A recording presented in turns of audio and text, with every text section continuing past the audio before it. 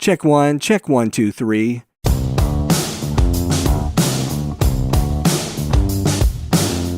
Hey everybody, it's Michael Helms, also known as Michael the Sound Guy, and this is the Location Sound Podcast. You know, each episode we talk with location sound mixers, boom ops, and other industry pros about the various aspects of recording sound on location, whether it's for feature and independent films, TV commercials, interviews, any time where dialogue from actors is recorded. I started my career in the recording studios in New York City with some of the big artists back in the day, and later on projects for networks like HBO, Sci-Fi Channel, and the Cartoon Network. As time went by, I got out of the studio and began working in production sound. Whether you're a seasoned veteran or just starting out, thanks for joining us. All right, my guest today is a production sound mixer based out of Minneapolis-Saint Paul. Please welcome Jennilee Park. Hi, thank you for having me. Good to have you. Now, Jennilee, we always start off by asking when you're mixing on set, what's in your audio kit? So tell us about your mics, your mixer, power distribution, and everything in between. Okay, so my main bag that I own is, I call it a little documentary bag. I've got a 633. I have a couple sets of SRCs, Lectrosonics SRCs, and transmitters. I've got a couple different kinds. I've got the SMDWBs that record on them, which is fun. And then I have the other wideband LTs, which I know that people are kind of selling. Once the other wideband receivers came out, people kind of started selling their LTs. But right when I got my SMDWBs, I actually needed the mute switch on them for a specific talent. So I was kind of glad that I hung on to them. And so I don't know how long I'll keep them, but I'm pretty happy with them for unique functions like that, even though they're kind of bulky. So who knows? I've got an Sennheiser 2000 hop, and I use Tentacle Sync for syncing. Let's see, battery distribution, I'm sorry to say, I don't have my battery distribution up and running. I'm using like the smaller Sony style MPs, and I've a battery buddy, so that should be coming up soon. Okay. What kind of shotgun mics do you like? I am currently using the Schoeps Mini CMIT and the Schoeps 641. And then I've got some backups, the 416 rather. Okay, so you've been happy with those? Yeah, I really like it. I like the Mini CMIT. I bought it because I knew I was going on a shoot where we'd be on a bus. So I wanted something that had good reach, but also could tolerate lower ceilings.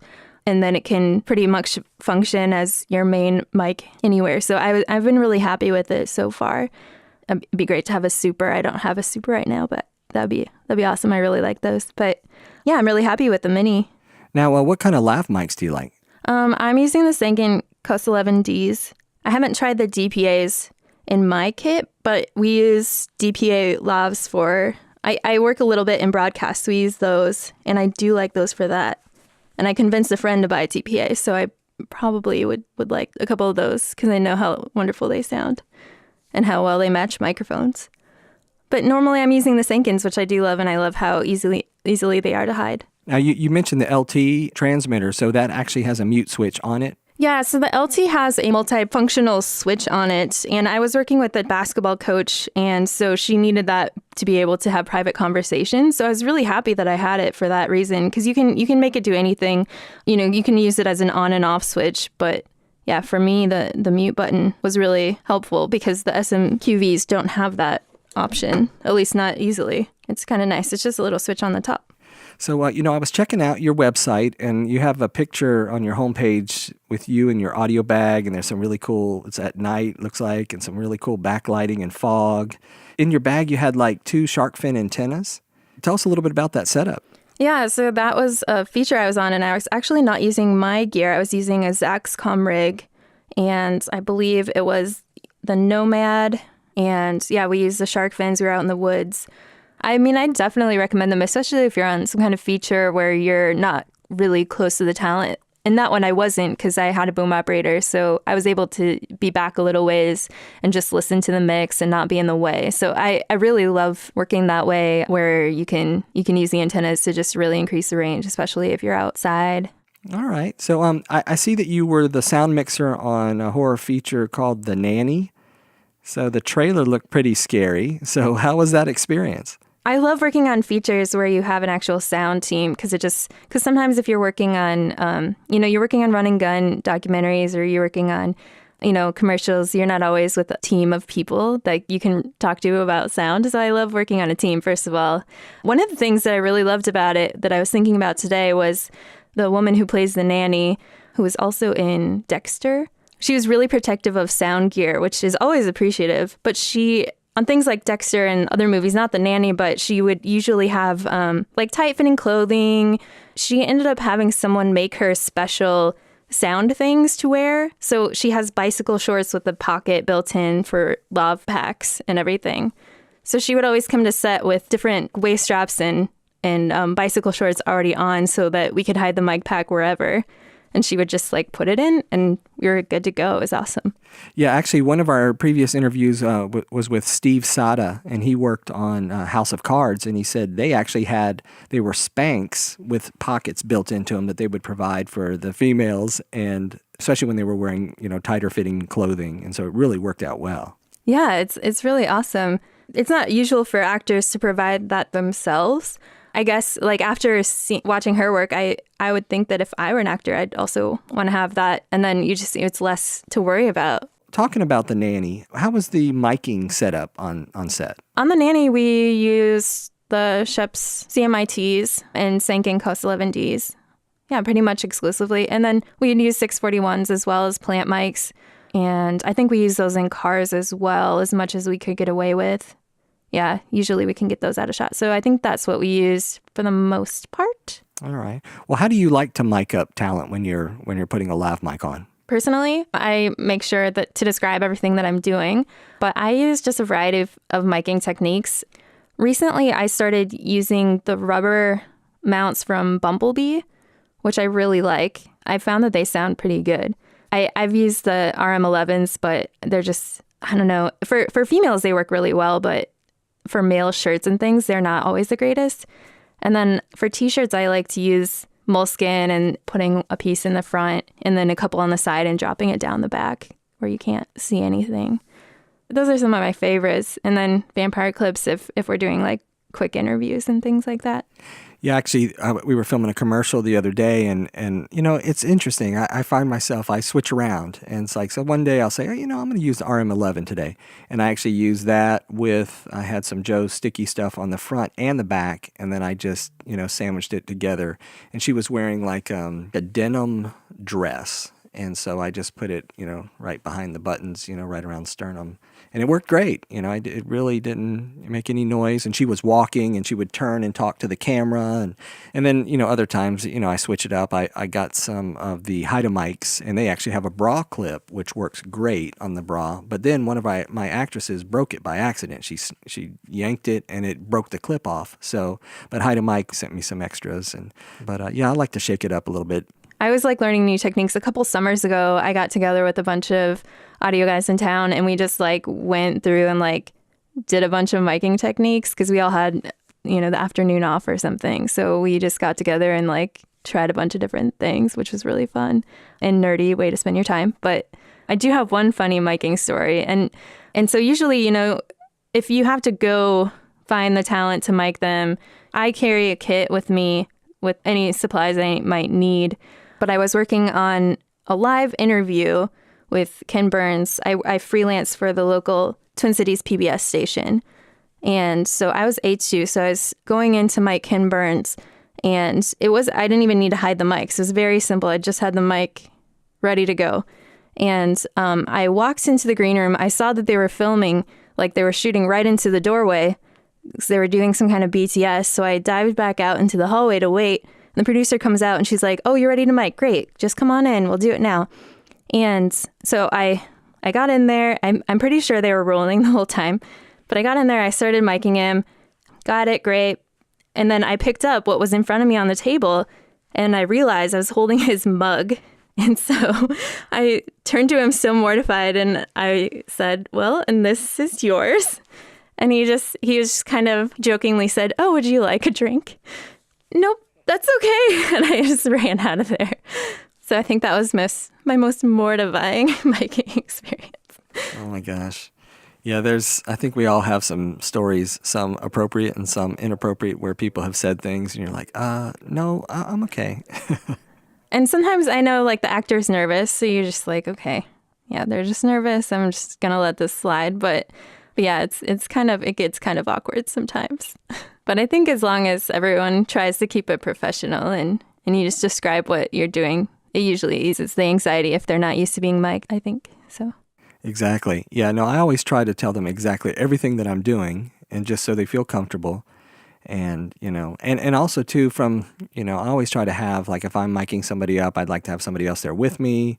And so if there's any issues, and sometimes if we have a female producer and they're having some trouble, I'll say, hey, can you help me with this? And I just try to keep it. I want everyone to feel comfortable. I mean, I even kind of, when certain actresses, they have no problem. They just open, unbutton, sure, go ahead, do what you got to do. And then other people, non-professional, that can be a little bit, scary for them. So I always try to look away and give them space and things like that. So that's just my personal style. yeah, if it's something where I know like it's a really simple mic setup and I know that they can, if I describe it well and point on my chest, this is where this should go, I can usually have people who are, I wouldn't say less experienced because it really can be anyone. Usually people can put the mic right where they need to themselves.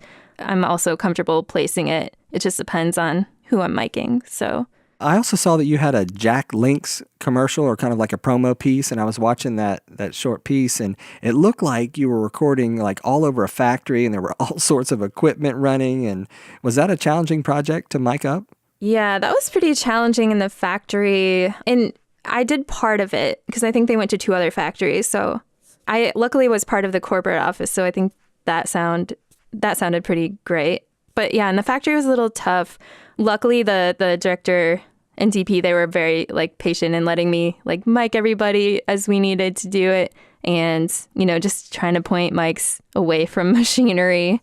But luckily, I mean, at the same time, you can tell it's in a factory. So there's a little bit of leeway in letting that noise happen. I was recently at a larger, much noisier facility. It was kind of documentary style. So the talent, it was her first time like being mic'd and, and doing all that. But she was kind of leading these interviews. She started talking and it was something interesting. So I just was like, wait, let's pause. Let's go into this other room, which I know is quieter. And everyone was happy to move into a different space so we could record. But I know we're not always able to do that. As much as it can be shut off and as much as we can point mics away from machinery, it's not my favorite place to be. We were doing something recently as well, and it was a produce business, and they had all of this, air conditioning and fans and coolers going, and they had all this fresh produce, and I was like, this is really noisy. And they were actually able to turn off some of the air conditioners, but it was just, you constantly heard, every possible generator, every possible little condenser fan making this noise. I'm like, oh my gosh. So we tried to get plenty of room tone just in case, because I have a feeling it's going to be a challenge. I'm glad not to be on the post side for those things, where I'd have to really want to be for everything to be perfect, but no, it can't be perfect. Well, speaking of the post side, you've done a number of projects where you've been the sound mixer and you also do the audio post as well. So how has doing both kind of helped you as a production sound mixer on set? So I try to put myself in the shoes of the post person so I can provide the best quality sound. And it's nice because I'm actually working on a web series right now that I'll be likely doing the post on it as well. And the director also appreciates good sound, so he doesn't mind too much if I make a request for sound. Like, I just get good at knowing when I will want another take and if we can do something differently. And I know it's not always possible, but just it's nice to work with people who know that they're going to be sending the files back to you because they know, like, okay, if she's asking for this, then she probably really needs it. So it's kind of a fun way to do it. Now, is that the Tatiana and Toussaint? Yeah. So right now I'm working on his 3rd web series, which is about a biracial family called the Van Duzens. So we're almost through with principal photography. I think he's trying to get the first 6 episodes done by the end of the month to submit them to the TV Film Fest, the Independent TV Film Fest, I think it is, which is going to be in Duluth in the fall, so in Minnesota. I don't know where it was before this, because I think it's their first year being here, and I think it's going to be here long term. But I think it's kind of a fun thing if people are making web series or short form projects to submit for this. I'm hoping that it'll be a cool festival anyways. Well, tell us a little bit about the production aspect of that. Like, where do you shoot it? And, how are you micing everybody up? So his first 2 web series, we did all in his apartment. And so it was just like 2 days of just like quick. We'd do a couple takes and then we'd move on to the next project. And we would do like, I think the last one was like 30 episodes in 4 days or something. It was just very like quick paced. This one is his more ambitious project where we have several locations, just like any narrative project. We've been in several houses, a little bit outside, but mostly in different houses. Miking on that, I've been mostly using my CMIT. It's a super small project. At the beginning, we had kind of a crew, but a bigger crew. But sometimes as we're doing pickup days, it's just oftentimes just me, the DP, and the director. So it's very, very slim. Because we're so slim, I kind of tend to take on continuity as well and any little things that I notice. And I'm not to say that I'm good at it. I just want to make sure that, we're happy once we get to editing. So I try to pay attention to that stuff as well without stepping on any toes. That project's kind of a more fun with friends, and hopefully we'll have a good series as we go into post. Yeah, I watched the original. I watched a couple episodes of the Tatiana and Toussaint, and they were fun. They were just kind of cute and just kind of looking at the production value. And now that you've done the post for it, what kind of things do you do differently on set, knowing that you're going to be doing the post? On set, so for instance, we just shot a couple of pickup shots today. And so we started with close-ups, and I wanted to try and capture the off-screen dialogue if I can, because I just think that makes things sometimes smoother. And we're working with a child so he's not always consistent with his delivery. And so I want to make sure I'm capturing all of his takes as much as I can, because just so that we have the best sounding takes when we get to post. So I would ask like, oh, since we don't see this person, can they be closer so I can pick them both up? Like, I just try to be really clear when we're doing wide shots. And if we're not planning to do a wide shot for some reason, I'll ask like if there's any chance we'll do a close up. I'll just make sure that we're getting everything we can, and then wild lines if we need to. So I'm really happy with getting wild lines and tone as needed. But yeah, I just try to capture everything I can on set. Oh, yeah, that's good. And that's great that you can have that collaboration with the team as well, because, we've talked about it before, but sometimes it's not always that friendly. Everyone just do your job, and nobody wants to hear from other departments. So that's wonderful. And I mean, if it's in a situation where I know I'm not doing posts, but I know that there might be issues, I'll bring them up. Like, I was working on a couple commercials right in a row, and they were different production companies, but they wanted to do 3 cameras, and one really close and one really wide. And I just, I said, the audio won't sound very good in this camera, just to let you know. So if there's any way you can do these as separate takes so we can get a mic in, that would be great. But if this is how you're shooting it, this is how you're shooting it. I'll leave the decisions up to you guys. But, I just try to let them know politely that it might not be the best sound if everything sounds wide in the close-ups. That's pretty basic stuff, I guess. I think it's just because it's our responsibility to remember, even though I think everyone understands and everyone knows it. And sometimes there's wishful thinking that happens on sets, like, you didn't hear that train, right? Well, if you heard the train, we all heard the train. But that was one of the things on The Nanny, is that there were a lot of trains. And I think our AD just threw his hands up at one point and was like, there's just going to be a train this one, because they're just all over the place for some reason. Yeah, especially like, we do stuff in residential areas. And so some days it's, the lawn crew is there to cut the grass, and then other days or on the same day, they're coming to pick up the trash, and it's just one thing after another, and you're like, oh my gosh. Or there's an airport, and sometimes it's quiet for a while, and then all of a sudden every flight that they've been waiting for is taking off now, and it can be very frustrating. Yeah. Now, in the production sound world, from my perspective, if you can do the job, it doesn't matter if you're male or female. But have you had any kind of challenges as a sound mixer because you're a woman in the industry? I don't feel like I've had challenges that have necessarily worked too much against me. I know that sometimes things can be more of a boys' club. In Minneapolis, the sound community is really great and supportive, and I think the film community, for the most part, is as well. I haven't felt discriminated against or unwelcome on sets. And for the most part in town, people are pretty respectful. And I've had some issues with like people from out of town being a little more disrespectful, more of like bro-like, I guess. And even for like bigger stuff. So then there's like at least like other females I can relate to. But in town, like, I don't know, I find that usually people are pretty much positive, and it doesn't really matter who you are. Everyone's pretty accepting on set. I got a degree in sound design, and then shortly after that, I was at an audio meetup, and I had met a location sound mixer, and he said, hey, I'm kind of interested in learning some about post. Do you have any interest in learning location sound? And this sounds weird, but the reason I'm asking is because I'm a feminist, and I've been looking to mentor somebody, but I'd like to mentor a woman because there just aren't any of you in town. And so he was working on a film on the weekends, and so I came out and kind of learn the ropes and learn his gear. And that's how I kind of fell into location sound pretty quickly after that. So he introduced me to his mentors and the sound community, and I felt everyone was pretty accepting.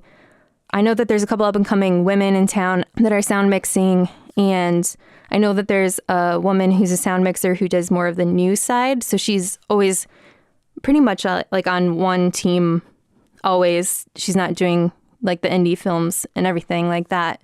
So there really just aren't a lot of women in town who are doing sound, and hopefully there'll become more women in town doing sound, I think, as the years progress. And there's more women going to audio school as well, because I think I graduated. I was the only woman in my graduating class who walked that day, and the other audio engineer had moved to Austin right before. So at the end of my classes, I was the only woman, and I think that ratio has been changing. So increasing, women have been increasing. So it's been pretty positive for me. And I know that sometimes people will specifically ask for a female or a woman sound mixer for various reasons. So it's kind of nice to feel wanted in that way, just because for whatever reason, if there's a sensitive subject or an all-female crew for whatever reason, it's kind of nice to be able to work on projects with a group of women, because oftentimes I'm on set with all males, which is fine.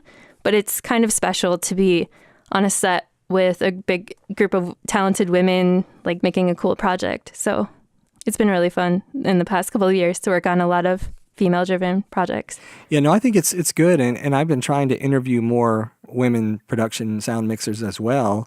But sometimes everybody, they feel a little self-conscious and they don't want to do it.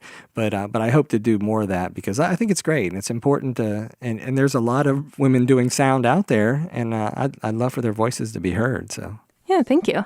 One of the projects that I worked on last year, I think it came out last year, was a documentary on women in sports leadership. And what's really fascinating to me was a lot of what they were saying, even though they're coaches, I'm not athletic at all. I played some sports in like elementary and middle school, but like other than that, like I'm not playing sports. So it's kind of a different world to me. But a lot of the things that the coaches were saying just resonated to me as a woman. And like the older women, they couldn't even really have families to be taken seriously. So they ended up being single and not having families. And then the younger coaches have been able to have families. And so it's just like interesting how it's progressing, even in a totally different, unrelated field.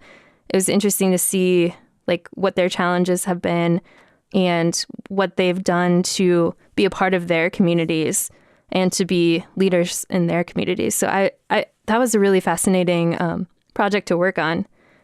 And one of the things that they kept saying is, if you can see her, you can be her, which is a very cheesy sounding line, but it's true. Like, I didn't even know that this job really existed growing up. And even in school, they were kind of like, well, usually boom operators are like big burly men. So I was like, well, I'm too lazy to do that. Like, I wouldn't be able to do that. But here I am booming and mixing, and part of it's not a career that people necessarily know about. But like, once you do know about it, it just seems like it's guys that are working on it. You're not used to seeing as many women. So it's been nice to be able to join the Facebook groups and see the women working in audio And a couple of the organizations like Sound Girls and Women's Audio Mission, where you can just see women behind the boards. And so it's kind of nice to know that you're not the only one out there doing sound as a woman. That's great. What's your favorite project you've worked on so far? One of the projects that I worked on a couple years ago, they just released a trailer, so that's cool. It was a feature film in Memphis. I was a utility on with the director, Tom Shadyac, who is the director of Liar Liar. And it has Aldous Hodge and Greg Kinnear and Morgan Freeman. So it's kind of like a bigger deal for me to work on that. So that was a pretty cool project. It was a hard project. We were there for 2 months. Everyone just really wanted to do a good job. So I think tension was a little bit high, but like I got to see a clip of it recently and it just sounded really nice and it looked really nice. So I'm really excited about that project coming out in August, I think. But in town, I got to work on this like just little featurette of a violin player in town who's in the Minnesota Orchestra. And I have a really soft spot in my heart for the Minnesota Orchestra. I'm a horn player myself, and I ushered at the Minnesota Orchestra for a couple of years just as like a fun side gig, and I got to see a lot of the concerts. So it was nice to be on the other side recording a violin player. And so that was really fun. What do you play? I play the French horn. Okay. I used to play the trumpet back in the day. Nice. Brass is the best, in my opinion. The other things are like when I was asked to do a commercial up north in the winter near Canada, they've got a test track out there for like, I think any kind of car dealership can do stuff up there, but it was for Honda and Acura, and they didn't have any dialogue for this. So they almost didn't have a sound mixer come up, but the director really wanted the wintry, icy car sounds. So I drove up there, and my job for the whole, I guess I was only on for 2 days, was just to ride around and collect car sounds. So they sent me like with a stunt driver, and they would give me a car just to rig up completely, and I just drove around in cars and got to record. So that stuff like that's really fun too, even though dialogue is nice. It's nice to record sound effects. Yeah, that's kind of different. We always have to ask, what was your worst on-set experience? I don't know if there's like a specific one, but every once in a while you will be on a set where people, it's just more of like an angry set where people are yelling and there's no reason to yell. And just sets that are tense like that are just not fun to work on. So I prefer when people show up positive and flexible. And I know that I try to let it go because I mean, I know who knows, like whatever reason, like the AD or the director or whoever is kind of upset for, whatever reason. I'm not sure why they're yelling, but it's just much better if you can show up to work and be flexible. And I know that I'm not fun to be around if I'm grumpy. So I try to just be positive whenever I'm on set. I think those are the worst sets. I worked from home for quite a number of years before I became a sound mixer. And working from home, you kind of don't realize, like you oftentimes work even when you're sick because you're at home already and there's a lot you can do even if you're sick. And so I kind of stopped recognizing when I was sick. And when you're in production, you try not to call in sick. So I think there was one time I just wasn't at my best because I was sick and I didn't really realize it. So I try to take really good care of myself and I try to know the warning signs because I don't want a shoot to go bad just because I didn't call someone in to sub for me, I think those are the times where I felt the worst on set, where just like people are yelling for no reason, or for a reason, I guess. They may have their own reasons, but I just don't think yelling needs to happen on set. Yeah, no, there's something about it. You can also too, you feel that on set. It's tense. Nobody's talking. The crew doesn't talk amongst themselves much between takes. It's just. But then there's the opposite, where you have a fun set. Everybody's laughing, and something happens. Everybody's in on the on the laugh, and so it really makes it you definitely can feel the difference, and it makes it a much more enjoyable experience. That's for sure. Right. If some of our listeners wanted to get into location sound, what would you recommend they do? I was kind of lucky because I think location sound found me, although I had put in the steps to understand audio before that. So I think it kind of depends on where you're coming from, because I came from audio and I came from the post world. And once I got on set, I found more I found more post-work because I was meeting directors and I was meeting producers and I was meeting other people who were making their own projects. But otherwise, yeah, just finding the community is really important. And then I would also say that really getting to know the other sound mixers in town is really, really important because they'll give you all the resources you need. I think audio folks are generally really supportive of each other. Like they'll explain to you, kind of what the community is like, the film community is like in town. And then there are also great resources of rentals. So when I first started, I was able to rent equipment at pretty decent, affordable rates for someone, just doing ND freebies or like low budget projects. So it's a really great way to get to know gear and have someone just like teach you how to use it. So getting to know the sound community in your town is really vital. And as a post mixer, I worked on a project where I could tell that the person who mixed it just didn't have the resources. It was a project from out of town. I mean, I don't know what her situation was. I know the budget was super low, but I just like felt so grateful that I've been able to use professional gear pretty much since I started in location sound. And I know not everyone is able to do that, but it makes such a world of difference. So if you get to know the community, people are usually generally pretty happy to help out with gear if they've got extra kits or extra pieces of equipment that they're not using. I mean, it's a great way to really get your feet wet. But the other thing that is so important when you first start out, or even if you've been doing it for years, is to ask questions to the other sound mixers. I went back to school. I have a degree in music, so I went back to school for audio, and I just decided, I just need to get in there and I need to know everything. So I'm just going to ask all the dumb questions. I had never touched a mixing board before. So I just asked every question I could think of. And what I found was that guys usually, they don't care. I think women tend to care about asking questions and not looking stupid, and I think guys might too. But what I noticed was I would ask all these questions, and the guys in my class, they wouldn't know the answers either. So speak up and ask questions. What I did to get more involved with the sound community was just start group texts with questions that other people could answer, and that became kind of a mass group text. And so people feel pretty comfortable asking questions about local things or local productions or any kind of audio questions or gear questions. And so I think it's really important to feel free to ask those questions and not just feel like an idiot for not knowing the answer beforehand. So I think it's important to ask a lot of questions and not be afraid when you're first starting out. Exactly. Well, Jennilee, as we kind of start to wrap things up, what's the best way for people to kind of get in touch with you? Yeah, you can reach me at Jennilee Park on Instagram or JennileePark.com. Well, cool. I want to say thanks to Jennilee Park for being on the show today. Thanks for having me. And a big thanks to all of our listeners out there. If you'd like us to discuss a particular topic, please send us an email at locationsoundpodcast@gmail.com. We would love for you to subscribe and leave us a comment. We're available on Apple Podcasts, and for Android users, check out Google Podcasts. Also, we're on Stitcher, Spotify, TuneIn Radio, and on your favorite podcast app. Until next time, remember, sound is half the picture.